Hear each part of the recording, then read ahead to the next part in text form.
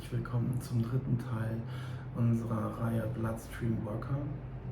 Wir präsentieren Fälle von interventionellen Kolibris.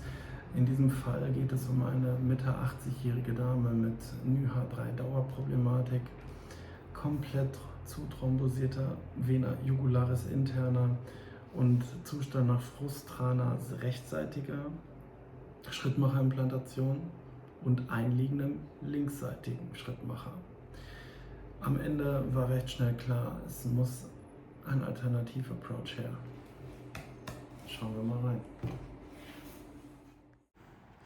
Hier zeigt sich ein großer inhomogener Thrombus im Bereich der Vena jugularis, der fast das gesamte Gefäß auskleidet.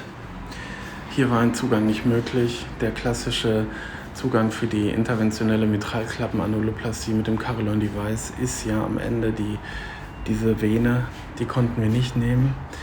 Wir planten natürlich mit Rücksprache mit der Patientin, die jederzeit wach und ansprechbar war, einen Switch nach links über die Subclavia auf der linken Seite, um im Endeffekt der Schrittmachersonde zu folgen und zum CS zu gelangen. Hier ist nochmal die Skizze. Tatsächlich, Patientin hat eingewilligt, es bestand ein hoher Leidensdruck, es war am Ende eigentlich unumgänglich. Hier sieht man eine schöne Direktpunktion der Vena subclavia, Einbringen des J-Tip-Wires und Vorbringen des Schleusensystems ohne Probleme. Ausschluss eines Pneumothorax direkt in der Fluoroskopie und komplett gute Passage.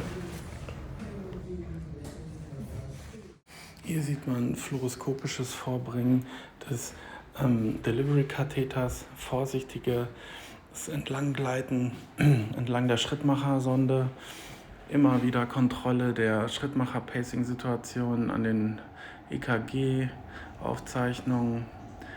In keinster Weise, wie man hier schön sieht, wurde die Sonde zu einer Zeit beeinträchtigt.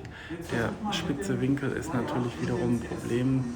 Das Entry ist anders, als wenn man von der Jugularis interna heruntertritt. Hier nochmal das Setting im Labor, wie schon im Fall 2, alles nach links verlagert, Monitor auf die andere Seite geholt. Am Ende gewöhnt man sich an dieses Setting. Die CS-Darstellung gelang problemlos. Praller CS mit gut sondierbarem Lumen.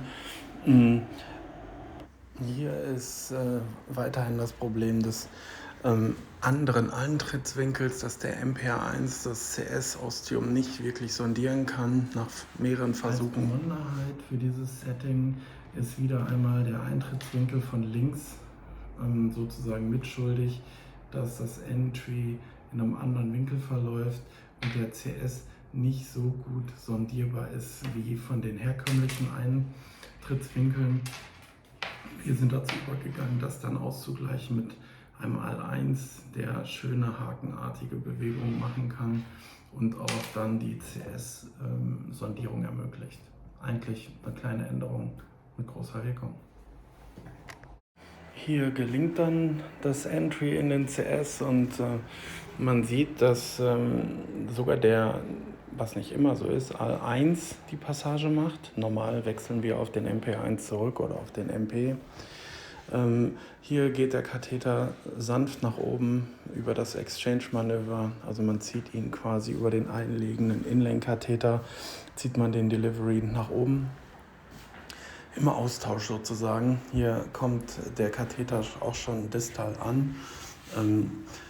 Die Darstellung ergab extrem gute Messwerte, langer CS mit guter Zugmöglichkeit, Ausrechnen der Daten durch die Firma und Einbringen der Spange. Hier sieht man schon, die erste Spange entfaltet, legt sich in die Kurve. Wir konnten extrem guten Push und Zug ausüben, hatten gute Pulsationen, was eigentlich immer die Hoffnung schürt, dass man hier eine gute Raffung erzeugen kann, was auch dann am Ende zum Glück der Fall war.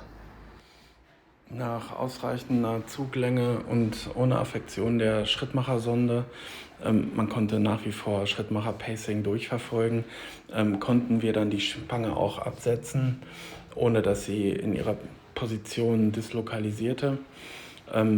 Extrem gutes Ergebnis. Hier die echokardiografische Situation der funktionellen MI genau zentral. Hier der Gegenvergleich mit Nachimplantation der Carillon-Spange. Man hat eine deutliche Reduktion, eigentlich kaum noch nachweisbare Regurgitation.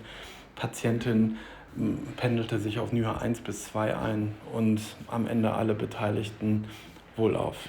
Nach dem jetzigen Erfahrungsstand muss man sagen, dass Alternativzugänge, Approaches, wenn sie unumgänglich sind, hier bei uns sicher funktioniert haben, auch mit gutem Endergebnis, und dass man wahrscheinlich mit Weiterentwicklung der Technik in den nächsten Jahren noch einiges erwarten kann.